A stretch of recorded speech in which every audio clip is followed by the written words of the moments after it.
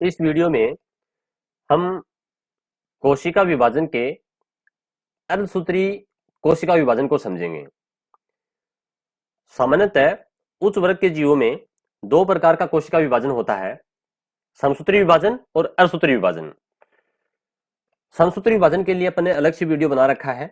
यहाँ हम अर्धसूत्री विभाजन के लिए बात करेंगे। हम सब जानते हैं प्रत्येक सजीव की उत्पत्ति एक कोशिका से होती है, चाहे वो एक कोशिकीय जीव हो या बहुकोशिकीय जीव हो। और जीवों के शरीर में कोशिका विभाजन करती रहती हैं। जब ये कोशिका विभाजन करती हैं तो अलग अलग अवस्थाओं से गुजरती हैं। तो इन अवस्थाओं को हम एक सेल साइकिल के माध्यम से समझते हैं। सेल साइकिल के लिए भी अपन ने एक अलग से वीडियो डाल रखा है, यहाँ हम बिल्कुल शॉर्ट में बात करेंगे। सेल साइकिल में दो अवस्थाएं होती हैं, एक तो इंटरफेज और एक डिवीजन फेज। इंटरफेज में G1 S और G2। डिवीजन फेज में दो अवस्थाएं होती हैं मुख्य रूप से, कैरियोकाइनेसिस और साइटोकाइनेसिस। कैरियोकाइनेसिस यानी कि केंद्र का विभाजन, जिसमें प्रोफेज, मेटाफेज, एनाफेज और टेलोफेज होता है। और साइटोकाइनेसिस में कोशिका द्रव्य का विभाजन होता है। अब हम कोशिका चक्कर जो सेल साइकिल उसके दो पार्ट हैं, उसकी बात अपन ने की है कि इंटरफेज और डिवीजन फेज। यहां हम सेल साइकिल का जो दूसरा प्रकार है अर्धसूत्री विभाजन, इसकी बात करेंगे। इसको समझने के लिए हम यहाँ एक कोशिका के एक चित्र से के माध्यम से समझते हैं। यहाँ ये कोई कोशिका है जो कि डिप्लॉइड है, द्विगुणित है। इसमें यहाँ आपको ये चार गुणसूत्र दिखाई दे रहे हैं। ये जीवन अवस्था के अंदर यानी कि इंटरफेज की जीवन अवस्था में है। जब ये इंटरफेज की एस अवस्था में आएगी, सिंथेसिस पीरियड में आएगी, तो यहाँ डीएनए की मात्रा दुगनी हो जाएगी डीएनए रेप्लिकेशन से। यानी कि एक गुणसूत्र के अंदर दो क्रोमेटिड बन जाएंगे। यहाँ एक गुणसूत्र में एक डीएनए है और यहाँ एक गुणसूत्र में दो डीएनए यानी कि दो क्रोमेटिड बन जाते हैं। डीएनए की मात्रा दुगनी हो जाती है, गुणसूत्रों की संख्या उतनी है, यहां भी चार है, यहां भी चार ही है। एस के पश्चात G2 अवस्था में आती है। अब हम बात करेंगे अर्धसूत्री विभाजन जो है ये दो प्रकार से होता है, अर्धसूत्री प्रथम और अर्धसूत्री द्वितीय, यानी कि इसको दो भागों में बांटा गया है। अर्धसूत्री प्रथम में भी prophase first, metaphase first, anaphase first और टेलोफेज फर्स्ट होंगी। उसी प्रकार से अर्धसूत्री विभाजन जो सेकंड होगा उसमें prophase first, metaphase first, prophase second, metaphase second, anaphase second और टेलोफेज सेकंड होंगी। तो यहाँ प्रोफेज फर्स्ट में एक विशेष खास चीज होती है, वो है क्रॉसिंग ओवर। इसके बारे में हम आगे विस्तार से समझेंगे। जीनों का आदान प्रदान होता है। मेटाफेज में गुणसूत्र मध्य पट्टिका पर आ जाते हैं और एनाफेज के अंदर गुणसूत्र विपरीत ध्रुवों की ओर गति करते हैं।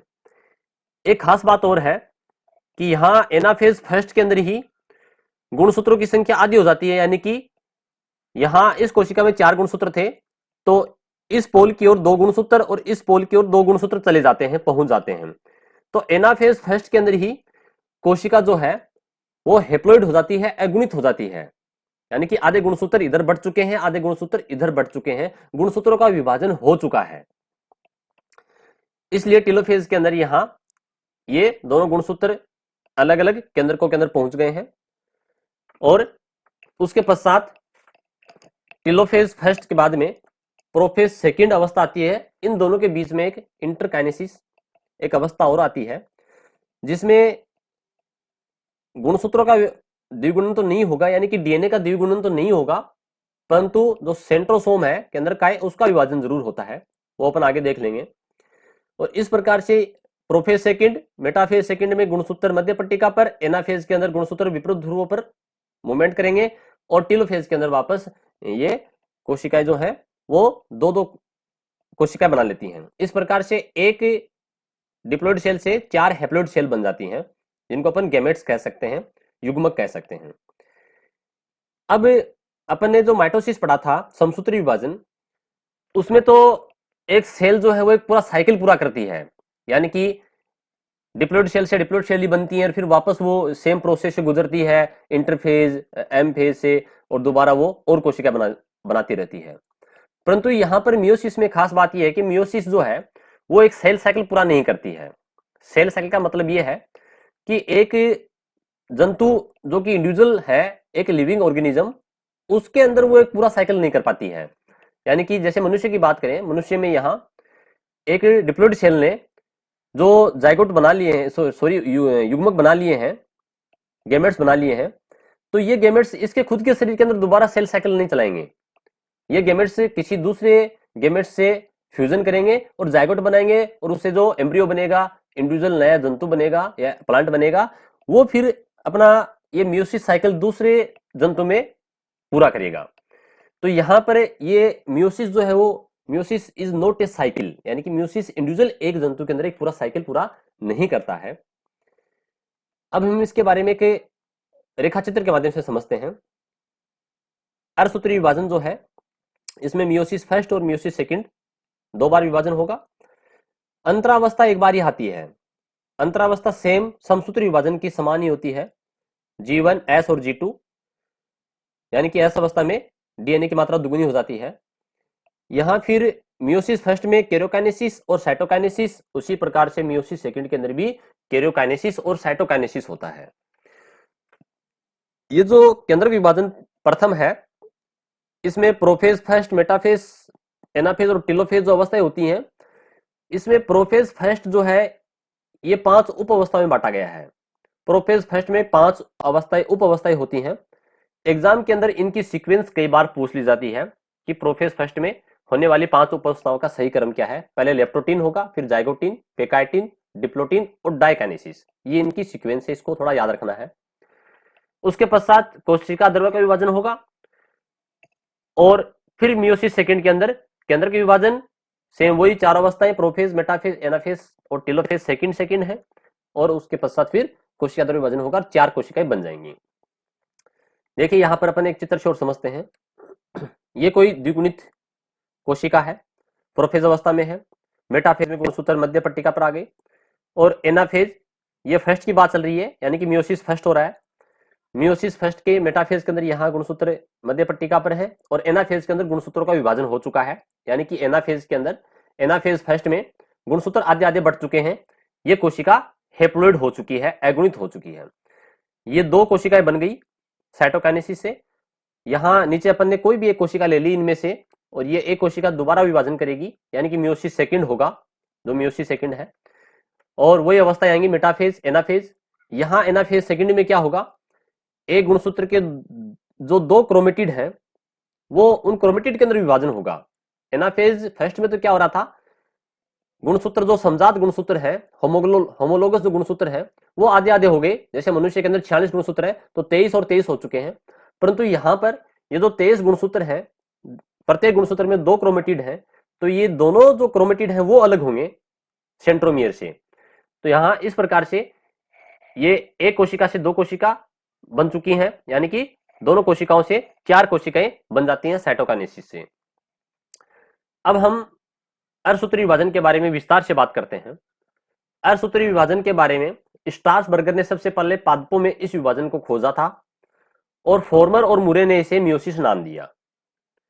अर्धसूत्री विभाजन में बनने वाली संतति कोशिका, यानी कि डॉटर सेल जो है, वो हेप्लोइड होती है, और उसमें गुणसूत्रों की संख्या मात्र कोशिका, यानी कि मदर सेल जो कि डिप्लॉइड है, उससे आधी हो जाती है। अर्धसूत्री विभाजन में एक डिप्लॉइड मदर सेल द्विगुणित मात्र कोशिका 2 बार विभाजन करती है। अब ये इंपॉर्टेंट है, ये कई बार एग्जाम से पूछा गया है कि इसमें 2 बार तो केंद्र का विभाजन 2 बार होता है, परंतु गुणसूत्र का विभाजन 1 बार ही होता है। क्रोमोसोम का विभाजन 1 बार ही होता है, जो कि मियोसिस फर्स्ट में हो जाता है, वो भी एनाफेज फर्स्ट में। अतः 4 अगुणित पुत्री कोशिकाएं बन जाती हैं, डॉटर सेल बनती हैं। देखिएगा इस डायग्राम के अंदर यहां 4 गुणसूत्र आपको दिखाई दे रहे हैं।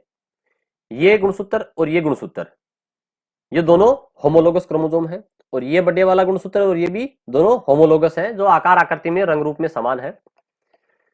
यहां पर इंटरफेज अवस्था के अंदर जो एस फेज है, एस अवस्था है, उसके अंदर ये प्रत्येक गुणसूत्र 2-2 क्रोमेटिड बना लेता है। तो यहां पर ये दोनों क्रोमोसोम ये होमोलोगस है, और ये दोनों क्रोमोसोम होमोलोगस हैं। यहां पर ये एक कोशिका से मियोसिस फर्स्ट के अंदर 2 डॉटर सेल बन गई, और ये मियोसिस सेकंड होगा तो यहां पर 4 डॉटर सेल बन जाती हैं। आगे देखते हैं। यह विभाजन सदैव लैंगिक जनन करने वाले जीवों की द्विगुणित कोशिकाओं में होता है। इस मात्र कोशिका को मियोसाइट कहते हैं, यानी कि ये जो मदर सेल है, इसे एक विशेष नाम दिया गया है, इसको मियोसाइट कहा जाता है, जो कि अर्धसूत्री विभाजन करने जा रही है। अब अर्धसूत्री विभाजन जो है वो अलग अलग जंतुओं में अलग अलग समय होता है। उसके आधार पर इसे 3 भागों में बांटा गया है, जाइगोटिक, स्पोरिक और गेमेटिक। पहले हम अर्धसूत्री विभाजन के प्रकार जाइगोटिक की बात करेंगे। थैलोफाइटा वर्ग के सदस्यों में निषेचन के बाद, देखिएगा इसमें खास बात क्या है, थैलोफाइटा वर्ग के जो सदस्य उसमें निषेचन के बाद में जो जाइगोस्पोर या ooस्पोर बनते हैं उसके अंदर ये विभाजन होता है, इसलिए इसको जाइगोटिक मियोसिस कहा गया है। थैलोफाइटा का मतलब है शैवाल और कवक। इनका जो मुख्य शरीर है वो युग्मकोद्भिद होता है, यानी कि हैप्लॉइड होता है, और इसमें जो जाइगोट बनता है उस जाइगोट के अंदर अर्धसूत्री विभाजन होता है और उससे बीजाणु का निर्माण होता है। बीजाणु जर्मिनेट करके वापस शैवाल और कवक बनाते हैं, यानी कि इंडिविजुअल नया थैलस बनाते हैं। तो ये जाइगोटिक डिवीजन है। दूसरा है स्पोरिक। स्पोरिक यह है ब्रायोफाइटा में निषेचन के बाद और टेरिडोफाइटा एवं स्पर्मेटोफाइटा वर्ग के सदस्यों में निषेचन से पहले होता है। यह बीजाणु बनने के समय होता है इसमें, यानी कि नाम ही क्या है, स्पोरिक मियोसिस, यानी कि यह बीजाणु बनने के समय होता है। पहले हम बात करेंगे ब्रायोफाइटा की।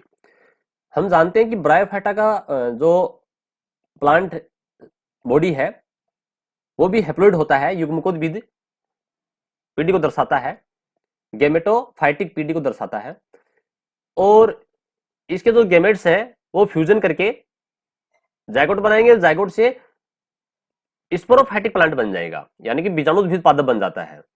और ये जो बीजाणुद्भिद पादप है ये मुख्य रूप से 3 भागों में डिवाइड होता है, फुट, सीटा और कैप्सूल। तो इसमें ये जो इसका कैप्सूल वाला पार्ट है, यानी कि बीजाणुद्भिद पादप में कैप्सूल अवस्था में, कैप्सूल वाले पार्ट में बीजाणु मात्र कोशिका जो है वो अर्धसूत्री विभाजन करेगी और उससे बीजाणु का निर्माण होता है, और ये फिर बीजाणु जर्मिनेट करके वापस ब्रायोफाइटिक प्लांट बना देते हैं। फिर दूसरा इसमें टेरिडोफाइटा की बात चल रही है और स्पर्मेटोफाइटा। स्पर्मेटोफाइटा यानी कि जिम्नोस्पर्म और एंजियोस्पर्म की बात करेंगे। टेरिडोफाइटा अनावर्त बीजी और आवर्त बीजी पादपों का मुख्य शरीर बीजाणुद्भिद होता है, यानी कि स्पोरोफाइटिक होता है, द्विगुणित होता है। इनकी लघु बीजाणु मात्र कोशिका और गुरु बीजाणु मात्र कोशिका में अर्धसूत्री विभाजन होगा, जिसको स्पोरोजेनेसिस कहते हैं, और उससे क्रमशः लघु बीजाणु और गुरु बीजाणु का निर्माण होता है। अनावर्त बीजी और आवर्त बीजी यानी कि जिम्नोस्पर्म और एंजियोस्पर्म पादपों की जो अगुणित कोशिकाएं जो अर्धसूत्री विभाजन से बनी है, कौन कौन सी, लघु बीजाणु और गुरु बीजाणु। इनके अंदर बाद में समसूत्री विभाजन होता है, उससे नर युग्मक और मादा युग्मक बनते हैं, जो कि अपना अलग से एक चैप्टर है प्लांट्स के अंदर, जनन, उसके अंदर देख लेंगे। तीसरा जो डिवीजन है वो है गेमेटिक। जंतुओं में, मुख्यतः जंतुओं के अंदर बात चल रही है। जंतुओं में निषेचन से पहले जो गेमेट्स बनते हैं, युग्मक बनते हैं, उस समय विभाजन होता है, इसलिए इसको गेमेटिक मियोसिस कहते हैं। लैंगिक जनन करने वाले प्राणियों के जनन अंगों में जनन कोशिकाएं जो कि पहले द्विगुणित होती हैं और वो युग्मक बनाएंगी अगुणित, जिसे अपन गेमेटोजेनेसिस कहते हैं, उसके अंदर अर्धसूत्री विभाजन होता है। अब हमने ये पहले एक रेखाचित्र में देखा था कि अर्धसूत्री विभाजन हो या समसूत्री विभाजन हो, पहले अंतरावस्था आएगी, इंटरफेज अवस्था आएगी, जिसमें G1, S और G2 अवस्थाएं आती हैं। इसमें मुख्य रूप से समसूत्री विभाजन की तरह ही इस अवस्था में कोशिका अपने पदार्थों का द्विगुणन कर लेती है, यानी कि कोशिकांगों की संख्या बढ़ा लेती है, दुगुनी कर लेती है। एस फेज में आनुवंशिक पदार्थ डीएनए का संश्लेषण होता है, डीएनए रेप्लिकेशन के द्वारा, और तारकाएं जो सेंट्रियोसोम है वो विभाजित होकर के 2 सेंट्रियोल, 2 तारक केंद्र बना लेती है। देखिएगा यहाँ डायग्राम में ये 2 तारक केंद्र बन चुकी हैं। और इसकी एस फेज में एक विशेष प्रकार की हिस्टोन प्रोटीन का सिंथेसिस होता है, जिससे कोशिकाएं अर्धसूत्री विभाजन के लिए प्रेरित होती हैं। ये खास बात है कि यहां पर ये कोशिका मियोसिस ही क्यों करेगी, माइटोसिस क्यों नहीं करेगी। तो ये यहां पर इसकी एस फेज के अंदर डिसाइड हो चुका है, एक विशेष प्रकार की हिस्टोन प्रोटीन बन जाती है जो कि इसको मियोसिस के लिए प्रेरित करती है। और अंतरावस्था के अंदर हम जानते हैं या जो क्रोमेटिन जो है, क्रोमेटिन मटेरियल, वो एक नेट की तरह होता है, जाल की तरह होता है। अब हम बात करते हैं डिवीजन फेज, जिसको एम फेज भी कहा जाता है। और मियोसिस फर्स्ट की बात करेंगे, इसे हेटेरोटाइपिक डिवीजन भी कहा जाता है या रिडक्शन डिवीजन या न्यूनकारी विभाजन भी कहा जाता है। इस विभाजन में पुत्री कोशिकाओं में गुणसूत्रों की संख्या मात्र कोशिका के गुणसूत्रों की संख्या से आधी हो जाती है, इसलिए इसको न्यूनकारी विभाजन यानी कि रिडक्टिव डिवीजन भी कहते हैं। इस अवस्था में पहले केंद्रक का और बाद में कोशिका द्रव्य का विभाजन होता है। पहले अपन केंद्रक का विभाजन पढ़ेंगे जिसे कैरियोकाइनेसिस कहा जाता है, तो कैरियोकाइनेसिस फर्स्ट की बात करेंगे। और कैरियोकाइनेसिस जो है उसमें 4 अवस्थाएं आएंगी, प्रोफेज, मेटाफेज, एनाफेज और टीलोफेज। पहले हम बात कर रहे हैं प्रोफेज फर्स्ट की। यह अर्धसूत्री विभाजन की सबसे लंबी और जटिल अवस्था है। बहुत ही इंपॉर्टेंट क्वेश्चन है ये, कई बार एग्जाम से पूछा जाता है कि मियोसिस के अंदर सबसे लंबी और जटिल अवस्था कौन सी है? प्रोफेज फर्स्ट है। और विशेष रूप से मादा जंतुओं के अंदर यह अवस्था लंबी होती है। अब देखिएगा यहाँ पर मियोसिस फर्स्ट की प्रोफेज फर्स्ट अवस्था में यहां इस प्रकार से क्रोमोसोम जो है वो समजात गुणसूत्र एक बाइवेलेंट बना लेते हैं, कि पेयर बना लेते हैं, जोड़ा बना लेते हैं, और तारक के अंदर विपरीत ध्रुवों पर पहुंचकर तारकों के एस्टर का निर्माण करते हैं। देखिएगा यहाँ पर तारक के अंदर एक यहाँ और एक यहाँ अपोजिट डायरेक्शन में पहुंच चुके हैं, और ये यहाँ पर ये तारक तंतु एस्टर बन चुके हैं। अब ये जो अवस्था है इसे 5 उप अवस्था में बांटा गया है। पहले हम लेप्टोटीन की बात करेंगे। लेप्टोटीन अवस्था में यहां देखिएगा इस कोशिका में 4 गुणसूत्र हमें दिखाई दे रहे हैं। तो ये और ये 2 गुणसूत्र हैं, इसको अपन थोड़ा बड़ा करके यहां देख रहे हैं। तो ये दोनों जो गुणसूत्र हैं ये होमोलोगस या समजात गुणसूत्र कहलाएंगे, क्योंकि ये एक गुणसूत्र इस कोशिका के अंदर मात्र कोशिका से और दूसरा इसकी पितृ कोशिका से आया था जब जाइगोट का निर्माण हुआ था उस समय, यानी कि एक मेल गैमेट से और फीमेल गैमेट से आकर के इस कोशिका के अंदर ये दोनों समजात गुणसूत्र बनाते हैं, होमोलोगस क्रोमोसोम है। लेप्टोटीन अवस्था के अंदर क्या होगा, यहां पर गुणसूत्र जो कंडेंस हो जाएंगे, यानी कि गुणसूत्रों का संघनन हो जाएगा। गुणसूत्र यहां पर छोटे और मोटे हमें यहां दिखाई दे रहे हैं। इस अवस्था में गुणसूत्र कुंडलित यानी कि कोइल्ड हो जाएंगे, कंडेंसेशन हो जाएगा, संघनित हो जाएंगे और छोटे और मोटे बन जाते हैं। गुणसूत्रों पर क्रोमोमियर दिखाई देता है। देखिए गुणसूत्रों की जो संरचना उसमें क्रोमोमियर छोटी छोटी संरचनाएं हमें दिखाई देती हैं, और जिससे गुणसूत्र जो है वो बिडेड यानी कि मणिकामय दिखाई देता है। मणिकाएं हमें दिखाई देती हैं, ऐसा लगता है कि इसमें कुछ बिडेड्स हैं, मणि के आकार की संरचनाएं दिखाई देती हैं। प्रत्येक द्विगुणित कोशिका में गुणसूत्र युग्म में पाए जाते हैं। देखिएगा यहाँ मैंने पहले बात की थी पहले कि यहाँ पर एक पेयर बन चुका है, इसी प्रकार से दूसरे दो जो गुणसूत्र हैं इनका एक पेयर बन जाएगा, जोड़ा बन जाएगा। युग्म में पाए जाते हैं जिसमें एक गुणसूत्र नर यानी कि पितर से और दूसरा गुणसूत्र मदर से आता है।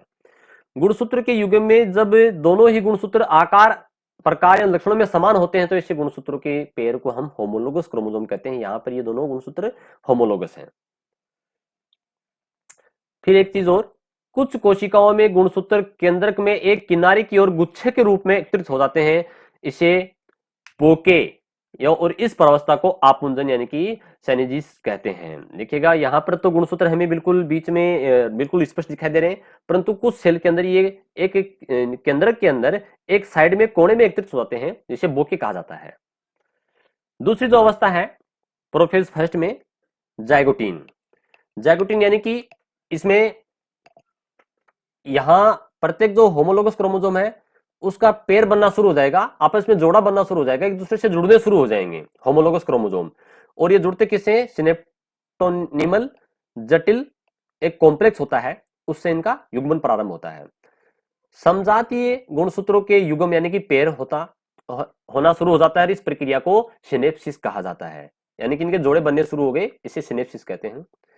इस प्रकार सभी समजातीय गुणसूत्रों के सूत्र युग्मन के बीच में सिनेप्टोनिमल कॉम्प्लेक्स का निर्माण होता है। देखिएगा यहाँ पर ये जो नीले रंग का आपको दिखाई दे रहा है, ये सिनेप्टोनिमल कॉम्प्लेक्स इसमें बनना शुरू हो चुका है, जो कि दोनों गुणसूत्रों को जोड़ देगा।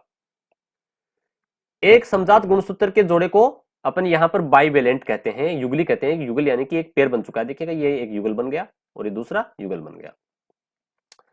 गुणसूत्रों के सूत्र युग्मन के फलस्वरूप हर जीन अपने उस एलील के निकट आता है जो समजात गुणसूत्र पर स्थित होते हैं। देखिएगा यहाँ पर मान लीजिए इस पे कोई जीन है यहाँ, और यहाँ पर इसके पे कोई जीन है, ये दोनों एक दूसरे के पास पास आ चुके हैं, क्योंकि आगे इन जीनों का आदान प्रदान होना है, इसलिए दोनों एलील के जो जीन है वो पास पास आ जाते हैं।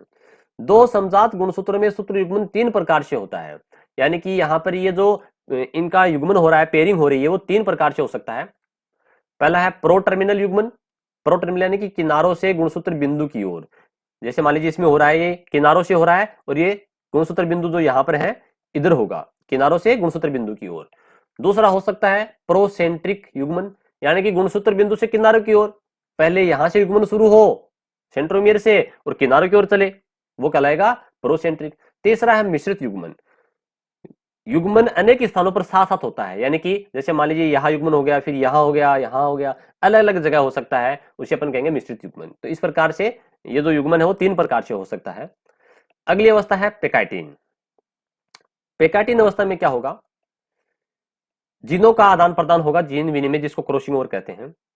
देखिए इसको समझते हैं। समजात गुणसूत्र के दोनों जो अर्ध गुणसूत्र हैं और जो अर्ध गुणसूत्र हैं, दो जो अपने गुणसूत्र हैं, उनके अंदर जो नॉन सिस्टर क्रोमेटिड हैं, उनमें पुनर्योजन ग्रंथियों पर एक दूसरे के संपर्क में आते हैं, यहां पर क्रॉसिंग ओवर होता है, यानी कि जीन विनिमय नॉन सिस्टर क्रोमेटिड का होता है। यहां इस चित्र से अपन देखते हैं, मान लीजिए ये दोनों होमोलोगस क्रोमोसोम है और इसके अंदर ये 2 क्रोमेटिड है, ये सिस्टर क्रोमेटिड है, और इसके दोनों क्रोमेटिड है, ये सिस्टर क्रोमेटिड है।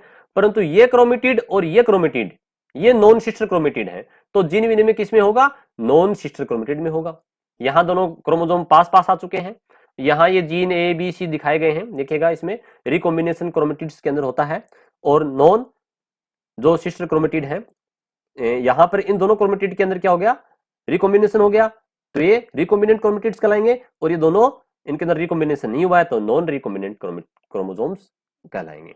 तो इस प्रकार से यहां पर हमने ये देखा कि जो जीन विनिमय है, क्रॉसिंग ओवर है, वो किस प्रकार से होता है, वो हमेशा नॉन सिस्टर क्रोमेटिड यानी कि अभिगिनी क्रोमेटिड्स में होता है। आगे इसमें लिखा है कि इस दौरान दोनों गुणसूत्रों पर उपस्थित जीनों का आदान प्रदान रिकॉम्बिनेशन होता है, पुनर्योजन होता है, जिसे जीन विनिमय कहा जाता है। अब ये जो जीन विनिमय है, इसके लिए रिकॉम्बिनेज एंजाइमों का एक समूह है गुल्लिका, जिसको रिकॉम्बिनेंट नोड्यूल कहा जाता है, उसके द्वारा नियंत्रित किया जाता है। यानी कि ये जो जीन विनिमय हो रहा है, इसको रिकॉम्बिनेज एंजाइमों के एक गुल्लिका के द्वारा कंट्रोल किया जाता है। फिर है डिप्लोटिन अवस्था। डिप्लोटिन अवस्था के अंदर सिनेप्टोनिमल जो कॉम्प्लेक्स बना था वो टूटना शुरू हो जाएगा, उसका विघटन शुरू हो जाएगा। देखिए समझते हैं इसको। जोड़े में उपस्थित प्रत्येक गुणसूत्र 2 अर्ध गुणसूत्र यानी कि क्रोमेटिड्स में बदल जाता है। यहां आपको 2 अलग अलग क्रोमेटिड्स बिल्कुल साफ दिखाई दे रहे हैं। अतः एक समजात गुणसूत्र जो कि बाइवेलेंट है, उसमें 4 अर्ध गुणसूत्र जिसको टेट्राड कहते हैं। ये रहा टेट्राड का डायग्राम, यहां देखिएगा। तो इस टेट्राड में क्या है, 4 होमोलोगस क्रोमेटिड है और 2 होमोलोगस क्रोमोसोम है, यानी कि एक क्रोमोसोम ये, एक क्रोमोसोम ये, परंतु क्रोमेटिड कितने हैं, 4 हैं। सिनेप्टोनिमल सम्मिश्रण के विघटन से युगली यानी कि जो बाइवेलेंट जो जोड़ा बन चुका है दोनों समजात गुणसूत्रों का, उस समजात गुणसूत्रों के केवल जो क्रॉसिंग ओवर वाले स्थल हैं, यानी कि गुणसूत्र विनिमय बिंदु एक दूसरे से अलग होने लगते हैं के अतिरिक्त, यानी कि गुणसूत्र यहां पर ये जो क्रॉसिंग ओवर हुआ है, इसको छोड़ करके बाकी स्थानों पर यहां पर दोनों समजात गुणसूत्र अलग होना शुरू हो जाते हैं। यानी कि ये स्थान अभी भी जुड़ा हुआ है जहां पर क्रॉसिंग ओवर हुआ है, जीन विनिमय हुआ है। ठीक है, ये अगली स्टेप के अंदर यहां से अलग होंगे। क्रॉसिंग ओवर के बाद ऐसे स्थान जहां पर अर्ध गुणसूत्र एक दूसरे के संपर्क में, एक दूसरे को स्पर्श किए हुए रहते हैं, उसे क्याजमेटा कहते हैं। देखिएगा यहां पर ये दोनों गुणसूत्र एक दूसरे को यहां स्पर्श कर रहे हैं, उसको क्याजमेटा कहते हैं। क्याजमेटा जो है वो एक सिंगुलर वर्ड है और क्याजमा ये बहुवचन हो जाता है। तो यहां पर क्याजमेटा या क्याजमा बोल दीजिए, जो कि अक्ष आकार की संरचना बनाते हैं। देखिएगा यहां पर ये इस प्रकार से दोनों की अक्ष आकार की संरचना बनी है। कुछ कशेरुकी प्राणियों के अंडकों में यानी कि oocytes के अंदर डिप्लोटिन महीनों तक और कई सालों तक चल सकती है। जो उभयचर है, एम्फीबियंस हैं, उनके गुणसूत्र बहुत फैल जाते हैं इस अवस्था के अंदर और लेम्ब्रुस गुणसूत्र बनाते हैं, जिनको अपन लेम्ब्रुस क्रोमोसोम कहते हैं। अगली अवस्था है डाइकाइनेसिस, जो कि अंतिम और 5वीं अवस्था है प्रोफेज फर्स्ट की। इस अवस्था में क्या होगा, जो पेड़ है, युगली है, कि दोनों गुणसूत्र एक दूसरे से गुणसूत्र बिंदु यानी कि जहां पर गुणसूत्रों का विनिमय, गुणसूत्र विनिमय बिंदु, ठीक है, जहां पर जिनों का एक्सचेंज हुआ है क्याजमा से जिप की तरह पृथक होने लगते हैं। जिस प्रकार से जिप खुलती है उस प्रकार से लगोगे। और इस अलगाव को, यानी कि जो अलगाव हो रहा है, दूरी हो रही है, सेंट्रोमियर से सिरों की तरफ होता है और इसे उपांति भवन या टर्मिनलाइजेशन कहते हैं, टर्मिनलाइजेशन कहा जाता है। ठीक है, यानी कि यहां पर जो क्याज्मटा से जो जुड़ा हुआ था वो भी अलग हो जाएगा। दोनों जो समजात गुणसूत्र है वो बिल्कुल पृथक पृथक हो जाएंगे। जीन विनिमय के बाद ये समजात गुणसूत्र दूर दूर जिनका ध्रुवीकरण होने लग जाता है और केंद्रक झिल्ली और केंद्रिका विलुप्त होने लगती है, क्योंकि ये प्रोफेज जो फर्स्ट अवस्था है उसके अंदर अपन को पता है केंद्रक झिल्ली और केंद्रिका विलुप्त होने लग जाती हैं। अब हम बात करेंगे मेटाफेज। मेटाफेज के अंदर यहाँ दोनों होमोलोगस के जो चारों क्रोमेटिड हैं, देखिएगा लिखा ना, एक टेट्राड चतुर्थक जिसको कहते हैं, ये मध्य पट्टिका पर आ जाते हैं, बीच में आ गए यहाँ पर। और इसमें ये जो बीचों बीच जो रेखा है, तर्कु रेखा, यहां से समजात गुणसूत्र का एक जोड़ा तो इसके ऊपर है, एक जोड़ा इसके नीचे की तरफ है यहाँ। ठीक है, तो समजात गुणसूत्रों के जोड़े में से एक गुणसूत्र मध्य पट्टिका यानी कि मेटाफेजिक जो प्लेट है कि एक और तो दूसरा मध्य पट्टिका के दूसरी ओर स्थित होता है, एक इधर तो एक इधर। ये समजात होमोलोगस क्रोमोसोम का जो पेयर है वो है। प्रत्येक समूह के गुणसूत्र के काइनेटोकोर, अब ये काइनेटोकोर क्या है, ये जो सेंट्रोमियर है उसकी सरफेस को कहते हैं, यानी कि यहाँ पर दोनों गुणसूत्र जो अर्ध गुणसूत्र जुड़े हुए हैं उसे अपन सेंट्रोमियर कहते हैं। तो सेंट्रोमियर की जो सरफेस जिससे ये तर्कु तंतु जुड़ेगा वो काइनेटोकोर से जुड़ेगा, कि तर्कु तंतु जुड़ जाते हैं। देखिए यहाँ पर ये सेंट्रो जो मियर है उससे ये जुड़े हुए हैं, तंतुओं से जुड़े हुए हैं। इसमें क्रोमेटिड के सिरे मध्य पट्टिका की ओर तथा गुणसूत्र बिंदु सेंट्रोमियर जो है वो ध्रुवों की ओर होते हैं, यानी कि इनके डायरेक्शन की बात चल रही है। मेटाफेज में देखिएगा यहाँ पर इस प्रकार से ये एक होमोलोगस क्रोमोसोम का एक जोड़ा है, ये एक गुणसूत्र है पूरा, ये दूसरा गुणसूत्र है, और यहाँ पर ये काइनेटोकोर से ये तर्कतंतु जुड़े हुए हैं। ठीक है, जो कि यहाँ पर इसमें इस अवस्था में है, इसको बड़ा करके दिखाया गया है। तो इस प्रकार से हम यहाँ देख पा रहे हैं कि ये गुणसूत्र यहाँ से एनाफेज अवस्था में एक गुणसूत्र इधर चला जाएगा, दूसरा गुणसूत्र यहां चला जाएगा, यानी कि यहां इसमें सेंट्रोमियर का डिवीजन नहीं होगा, गुणसूत्र विभाजित हो जाते हैं। अब हम बात करेंगे एनाफेज में। एनाफेज में ये एक पूरा गुणसूत्र जो है ये इस ध्रुव की ओर गति कर रहा है, दूसरा गुणसूत्र ये इस ध्रुव की ओर गति कर रहा है, गुणसूत्रों का विभाजन हो गया। यहाँ कोशिका जो है वो हेप्लोइड हो जाती है, यानी कि आधे गुणसूत्र इधर आ चुके हैं, आधे गुणसूत्र इधर आ चुके हैं। समझते हैं इसको। समजात गुणसूत्रों के युग्म से प्रत्येक गुणसूत्र तर्कों के संकुचन से, यानी कि जो स्पिंडल फाइबर्स हैं इनमें संकुचन होगा और एक दूसरे से दूर, इसे अपन कहते हैं डिसजंक्शन, होकर विपरीत ध्रुव की ओर पहुंच जाते हैं। और इसमें गुणसूत्र बिंदु सेंट्रोमियर का विभाजन नहीं होता है, यानी कि यहाँ पर सेंट्रोमियर का विभाजन नहीं हो रहा है, गुणसूत्र ही आपस में जो होमोलोगस क्रोमोसोम है उन्हीं का विभाजन हो रहा है। इस प्रकार समजात गुणसूत्रों का एक एक अगुणित समुच्चय दोनों ओर ध्रुवों पर जमा हो जाता है, एक इधर आ जाएगा और एक इस ध्रुव पे पहुंच जाएगा। इस अवस्था में द्विगुणित जो गुणसूत्रों की संख्या है वो घट करके आधी हो जाती है, हैप्लोइड हो जाती है, यानी कि आधे गुणसूत्र इधर और आधे गुणसूत्र इधर आ गए। देखिए इसको अपन देखते हैं, ये रहा इसका डायग्राम एनाफेज का फर्स्ट का।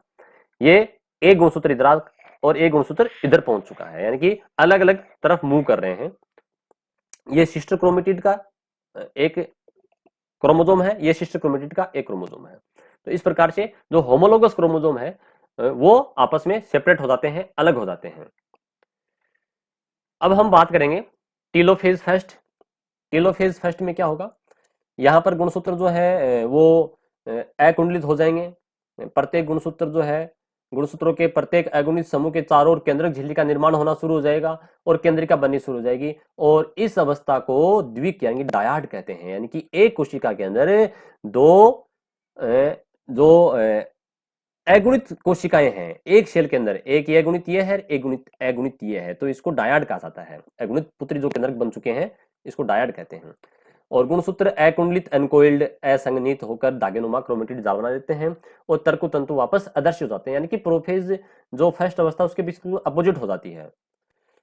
अब देखिएगा यहाँ इसके बाद में कोशिका द्रव्य का विभाजन होना है, क्योंकि एक कोशिका में दो केंद्रक तो बन चुके हैं, परंतु यहाँ पर कोशिका द्रव्य का विभाजन होगा।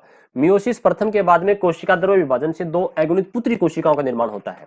इस डायग्राम में देखिएगा यहाँ दिखाया गया है, ये दो क्रोमोसोम थे, डीएनए रेप्लिकेशन इंटरफेज के अंदर यहाँ दो क्रोमोसोम है, दोनों में दो दो क्रोमेटिड बन चुके हैं, और यहाँ मियोसिस फर्स्ट में 2 कोशिकाएं बन चुकी हैं, और उसके बाद में ये कोशिका भी मियोसिस सेकंड करेगी, ये सेल भी मियोसिस सेकंड करेगी, और ये दो दो कुल 4 कोशिकाएं बना लेंगी। अब एक खास बात यह है कि जंतु कोशिकाओं में मियोसिस प्रथम के बाद कोशिका द्रव्य विभाजन होता है, परंतु पादप कोशिकाओं में मियोसिस प्रथम के बाद में कोशिका द्रव्य विभाजन नहीं होता है। जैसे इसको समझते हैं कि ये कोई एक सेल है, और ये यहाँ पर इसमें 2 सेंट्रोसोम विभाजन करके सेंट्रियोल बना रहा है, और ये यहाँ पर प्रोफेज अवस्था के अंदर ये गुणसूत्र आपको दिखाई दे रहे हैं बीच में। मेटाफेज के अंदर ये अवस्था इस प्रकार से, और ये एनाफेज में गुणसूत्र पृथक पृथक हो रहे हैं, और टीलोफेज के अंदर ये एक कोशिका जो कि डायोड जिसको अपन कहते हैं डायोड, ये बन चुकी है, यानी कि एक हैप्लॉइड गुणसूत्र का सेट इधर है और एक हैप्लॉइड गुणसूत्रों का सेट इधर है। परंतु यहाँ पर ये कोशिका, इसमें कोशिका द्रव्य का विभाजन नहीं हुआ है, यानी कि एक कोशिका के अंदर ही 2 अगुणित केंद्रक यहाँ उपस्थित हैं। अब क्या होगा, इसी के अंदर ये दोनों जो केंद्रक है ये फिर इसके गुणसूत्र जो है वो मियोसिस सेकंड करेंगे, और meiosis prophase second, metaphase second, anaphase और टेलोफेज सेकंड से यहाँ 4 केंद्रक बना लेंगे। एक सेल के अंदर यहाँ 4 केंद्रक बन गए हैं। तो ये मोस्टली प्लांट्स के अंदर ऐसा होता है। ये आपने देखा होगा जैसे पोलन ग्रेन जो बनते हैं, परागकण बनते हैं, ये प्रोसेस सेम वैसी ही यहाँ पर दिखाई गई है। अब देखिएगा, जो अर्धसूत्री विभाजन प्रथम है और अर्धसूत्री विभाजन द्वितीय है, उसके बीच की जो अवस्था उसे इंटरकाइनेसिस कहा जाता है। यहाँ इंटरफेज नहीं होगा, इंटरकाइनेसिस होगा। इसमें खास बात यह है कि यहाँ दो अर्ध गुणसूत्र विभाजन, ये 2 अर्धसूत्री विभाजनों के बीच का अंतराल है, इसमें डीएनए का संश्लेषण नहीं होता, यानी कि डीएनए का सिंथेसिस नहीं होगा। तारक का जो सेंट्रोसोम है वो विभाजित होकर के 2 तारक के अंदर बना लेता है, यानी कि एक सेल के अंदर 2 तारक के अंदर बन जाते हैं। प्रथम अर्धसूत्री विभाजन के बाद कई जीवों में यह अवस्था नहीं होती है, कईयों में इंटरकाइनेसिस होता ही नहीं है, यानी कि टेलोफेज जो फर्स्ट है उसके बाद में डायरेक्ट ही प्रोफेज सेकंड आ जाती है।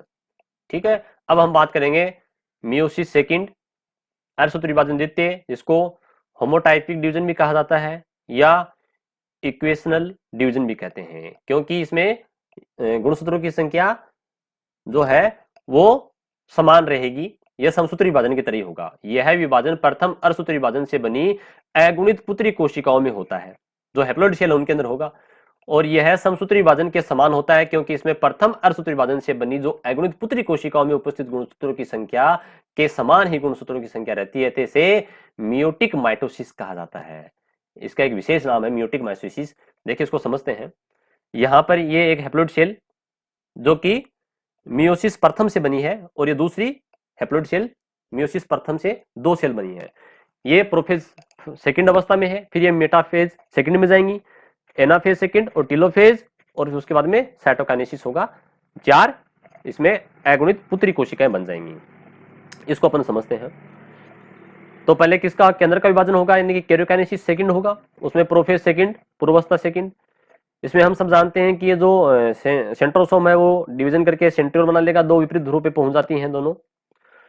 इस अवस्था में गुणसूत्र कुंडलित संघनित होकर के छोटे और मोटे हो जाते हैं। प्रत्येक गुणसूत्र पर सेंट्रोमियर, जिसको गुणसूत्र बिंदु कहते हैं, उसमें 2 अर्ध गुणसूत्र क्रोमेटिड जुड़े होते हैं। देखिएगा यहाँ पर ये एक सेंट्रोमियर से 2 अर्ध गुणसूत्र जुड़े हुए हैं। तारक के अंदर जो सेंट्रियोल विपरीत ध्रुव पर पोल पर पहुंचकर एस्ट्रो का निर्माण कर लेती हैं, केंद्रक झिल्ली और केंद्रिका विलुप्त होने लगती है। ये सामान्य सी बातें जो प्रोफेज में होती हैं। उसके बाद में मेटाफेज में, ये एक इंपोर्टेंट अवस्था है, क्योंकि जो मेटाफेज फर्स्ट था और मेटाफेज सेकंड है, इसमें एक अंतर आएगा, वो अपन नीचे देखेंगे।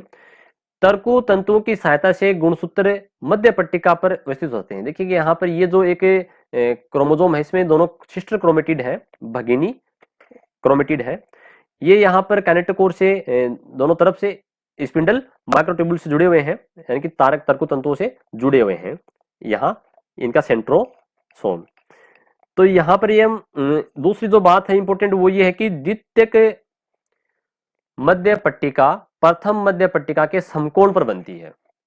इसको समझते हैं अपन। इसको एक अपन डायग्राम से समझेंगे कि द्वितीय मध्य पट्टिका ये इसके समकोण पर कैसे बनी। ये पूरा मियोसिस का एक रेखा चित्र है, सेल का डायग्राम से समझ रहे हैं। Prophase first, metaphase first, anaphase first और टेलोफेज फर्स्ट, 2 सेल बन गई। अब ये दोबारा prophase second, metaphase second, anaphase second और टेलोफेज सेकंड। अब देखिए अपन यहाँ मेटाफेज फर्स्ट की बात कर रहे हैं। मेटाफेज फर्स्ट में मान लीजिए यहाँ पर जो होमोलोगस क्रोमोसोम का जो सेट था वो मध्य पट्टिका पर इस प्रकार से था। आधे गुणसूत्र इधर चले गए, आधे गुणसूत्र इधर चले गए। देखिए गुणसूत्रों का विभाजन हो गया, यानी कि यहाँ कोशिका अगुणित हो चुकी है। ठीक है, 23 गुणसूत्र इधर है, 23 गुणसूत्र इधर है। यदि अपन मनुष्य की बात करें 46 गुणसूत्रों में, तो यहां मेटाफेज में गुणसूत्र जो है मध्य पट्टिका में इस प्रकार से हैं, परंतु यहां मेटाफेज सेकंड में देखिएगा ये इस प्रकार से हैं। यानी कि यहां ये मध्य पट्टिका पर ये अवस्था और ये अवस्था, इन दोनों की तुलना करें तो इसमें ये एक समकोण पर है। यानी कि यहां पर मेटाफेज फर्स्ट में यदि गुणसूत्र इस प्रकार से होते हैं तो मेटाफेज सेकंड में इस प्रकार से होते हैं। ये एक प्रकार से समकोण पे बनाती हैं, समकोण बनाती हैं। तो ये लाइन आपको समझ में आ गई होगी मेरे ख्याल से। यानी कि द्वितीय मध्य पट्टिका प्रथम मध्य पट्टिका के समकोण पर बनती है। ठीक है, अब हम बात करेंगे जैसे यहाँ पर मेटाफेज की बात चल रही है, तो मेटाफेज के अंदर ये इस प्रकार से दोनों क्रोमोसोम है। और अगली अवस्था जो एनाफेज आएगी, इसमें यहाँ पर ये दोनों जो सिस्टर क्रोमेटिड हैं इनका डिवीजन हो जाएगा। यहाँ ये दोनों कैनेटोकोर से जुड़ी हुई हैं, सेंट्रोसोम से, यहाँ से दोनों अलग हो जाएंगी। ठीक है, सेंट्रोमेर से जुड़ी हुई हैं, ये अलग हो जाती हैं। तो देखिएगा एनाफेज सेकंड में यहाँ पर ये दो जो अर्ध गुणसूत्र हैं ये दोनों यहाँ विपरीत ध्रुवों की ओर गति कर रहे हैं।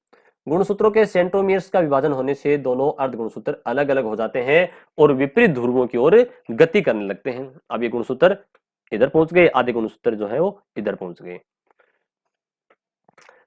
फिर अंतिम अवस्था है टेलोफेज अवस्था।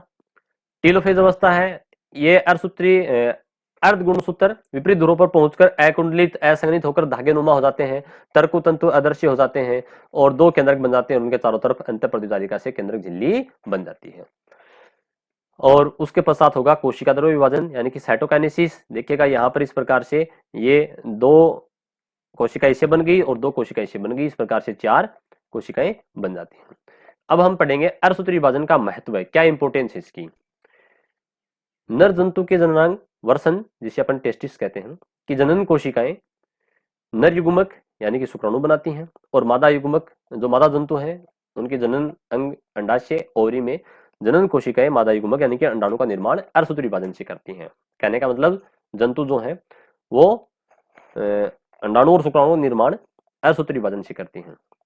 पुष्पीय पादप जिन्हें अपन फेनेरोगेम्स कहते हैं, आवर्तबीजी और अनावर्तबीजी में पुष्प में जो परागकोश होता है, परागकोश की लघु बीजाणु मात्र कोशिका परागकण बनाएगी लघु बीजाणु, और अंडाशय में जो बीजांड की गुरु बीजाणु मात्र कोशिका है वो गुरु बीजाणु निर्माण करेगी।